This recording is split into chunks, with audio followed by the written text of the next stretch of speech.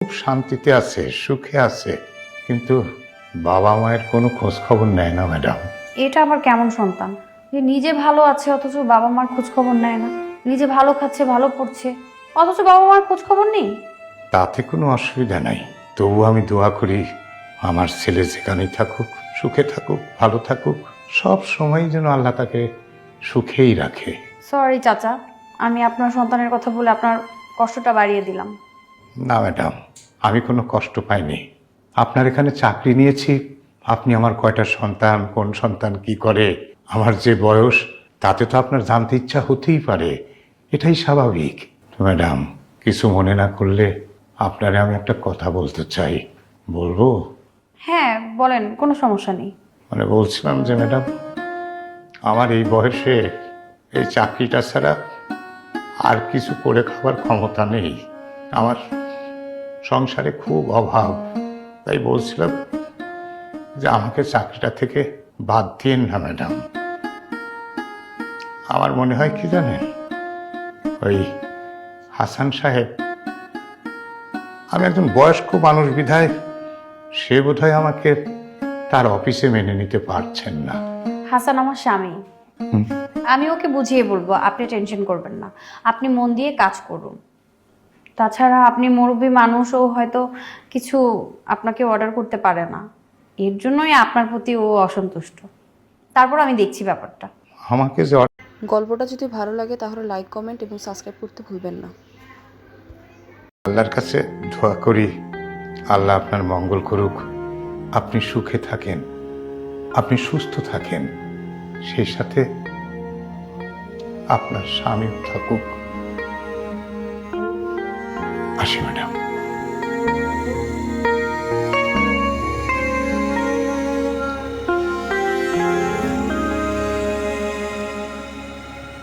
Sir, আসতে পারি? জি আসুন। স্যার, আপনি চা খাবেন না কফি খাবেন সেটা জানতে আসলাম। দেখুন, আমার এখন আর কোনো কিছু লাগবে না, তবে আপনার সাথে আমার জরুরি কিছু কথা আছে। প্লিজ একটু দরজাটা চাপিয়ে এদিকে আসুন। জি।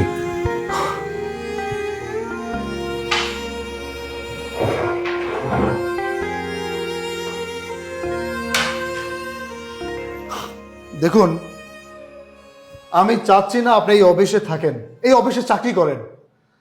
আপনার জন্য প্রতিনিয়ত আমার কষ্ট হচ্ছে, আমার আমার একটা টেনশন কাজ করতেছে, আমার মনের মধ্যে সবসময় একটা ভয় কাজ করতেছে। এই বুঝি সবাই জেনে গেল, এই বুঝি সবাই বুঝতে পারলো। প্লিজ, আমি আপনার কাছে হাত জোর করে অনুরোধ করছি, এই চাকরি ছেড়ে আপনি চলে যান। স্যার, আমি তো আপনাকে বলছি স্যার যে আমি এই অফিসে চাকরি করছি, পিয়ন ছাড়া আমার কোনো পরিচয় নাই। আমি তো বলছি যে কখনো বলবো না তুমি আমার সন্তান, আমি তোমার পিতা। ও বাপ, আমি এই বয়সে চাকরি ছাড়া কি করে খাবো বলো? এই চাকরিটা আমার কেড়ে নিস না বাপ, অন্তত আমাকে খেয়ে পড়ে বাঁচার জন্য একটু সুযোগটা দে বাপ। বাপ, এখন তো এই ঘরে আমি আর তুমি ছাড়া কেউ নেই, তাই তোমার সামনে একটু ভালো করে দাঁড়া, আমি তোকে একটু আদর করি। মিস্টার শহীদ সাহেব, আপনার এই সমস্ত কথায় আমার মন গলবে না, আপনি আমার মন গলাতে পারবেন না। আমি চাচ্ছি না আপনি এই অফিসে চাকরি করুন।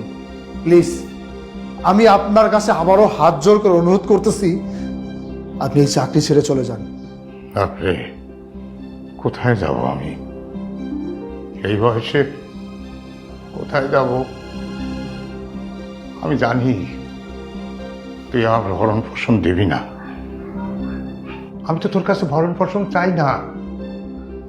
আমি এই বয়সেও নিজের কামাই করে নিজে খেতে চাই, তোর মাকে নিয়ে দুটো ডাল ভাত খেয়ে বেঁচে থাকতে চাই। তুই আমার চাকরিটা কেড়ে নিস না বাপ, এটাই তোর কাছে অনুরোধ। তোর কাছে আমি অনুরোধ করছি, তুই আমাকে চাকরি থেকে বাদ দিস না বাপ। আপনার এই সমস্ত কথায় আমার এখন আর মন গলবে না। আপনি যেমন এই চাকরিটা অনেক কষ্ট করে পেয়েছেন, আপনার চাইতে দ্বিগুণ কষ্ট করে আমি এই চাকরিটা পেয়েছি।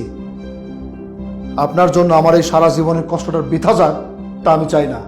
আর আমি যেহেতু একবার বলছি আপনি এই অফিসে চাকরি করতে পারবেন না, মানে করতে পারবেন না। আমি জানি তুই খুব জেদি। ছোটবেলায় তোর বয়স যখন 7-8, তখন তুই বিভিন্ন সময় বিভিন্ন জিনিস থেকে জেদ ধরতি। যদি না এনে দিতাম কান্নাকাটি করতে, চিল্লায় বাড়ি একেবারে মাথায় তুলে নিতি। কিন্তু আমার সাধ্যের বাইরে হলেও, আমার কষ্ট হলেও আমি চেষ্টা করতাম তোর ইচ্ছা পূরণের, তোর চাহিদা পূরণের। আমি আর তোর মা দুজন মিলে কত কষ্ট করে তোর চাহিদা পূরণ করতাম। আমি জানি তুই জিদ ধরেছিস আমাকে এই অফিসে চাকরি করতে দিবি না, কিন্তু দেখ আমি চলে যাব, আমি কথা দিচ্ছি আমি চলে যাব। কিন্তু আমি আবার একটা চাকরি জোগাড় করে নেই, তখন আমি চলে যাব। আর চাকরিটা যখন শুরু করেছি আমি তো বেতনও পাইনি। এই একটা মাস আমাকে চাকরিটা করতে দে, আমি বেতনটা পেলেই আমি চলে যাবো। বাপ, এই অফিসে আমি আর থাকবো না।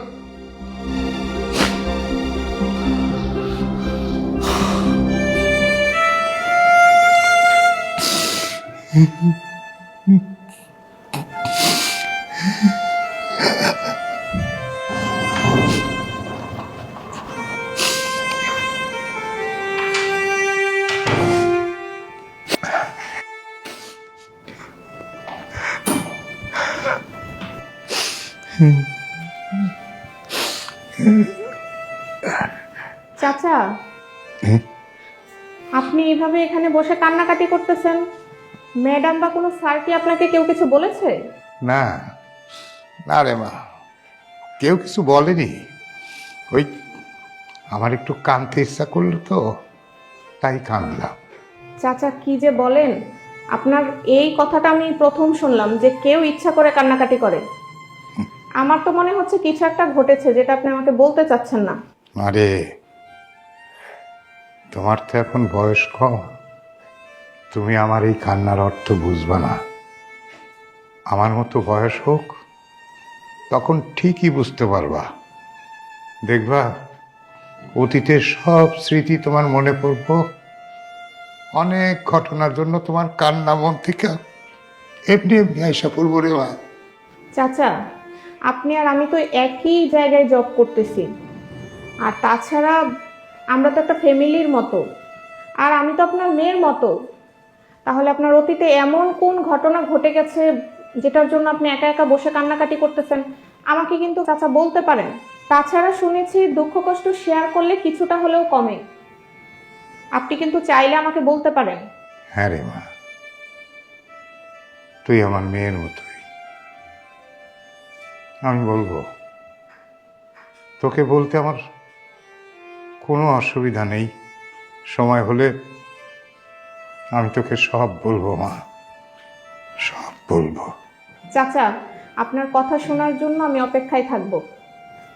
আচ্ছা ঠিক আছে, আপনি কান্নাকাটি বন্ধ করুন, এখন একটু রেস্ট নেন। জি আচ্ছা।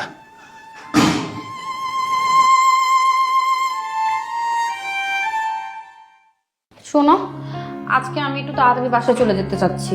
তোমার হাতের কাজ শেষ হলে তুমিও তাড়াতাড়ি চলে আসো। আর আমার শরীরটা বেশি ভালো লাগছে না, খুব ঘুম পাচ্ছে। আচ্ছা ঠিক আছে, তুমি বাসায় যাও, বাসায় গিয়ে একটু রেস্ট নাও। কারণ আমাদের তো মোটামুটি সারাদিন অনেকটা ঝাড়নি গেছে। আমি আমার হাতের কাজগুলো শেষ করে আসছি। হ্যাঁ, তুমি ঠিকই বলেছো। তাহলে আমি বাসায় যাই, আর ভাইয়ের সাথেও তো কথা বলতে হবে বাড়ির ব্যাপারে। কবে থেকে শুরু করব? আমি তো চাইছি আগামী মাস থেকেই শুরু করি বাড়ির কাজটা।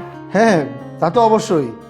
যত তাড়াতাড়ি সম্ভব আমরা যদি আমাদের বাড়ির কাজটা শুরু করতে পারি, তত তাড়াতাড়ি আমি আমার বাবা মাকে নিয়ে আসতে পারবো। প্লিজ তুমি একটু ভাইয়াকে বোঝাও। সেটা আমার মাথায় আছে। তাহলে আমি যাই, ভাইয়ের সাথে কথা বলি। আচ্ছা ঠিক আছে, তুমি তাহলে বের হও, আমি ড্রাইভারকে ফোন দিয়ে দিচ্ছি, ও গাড়িটা বের করুক। হ্যাঁ ঠিক আছে, ওকে। তাড়াতাড়ি চলে আসো। হ্যাঁ, এই তোমার ম্যাডাম যা। গল্পটা যদি ভালো লাগে তাহলে লাইক কমেন্ট এবং সাবস্ক্রাইব করতে ভুলবেন না।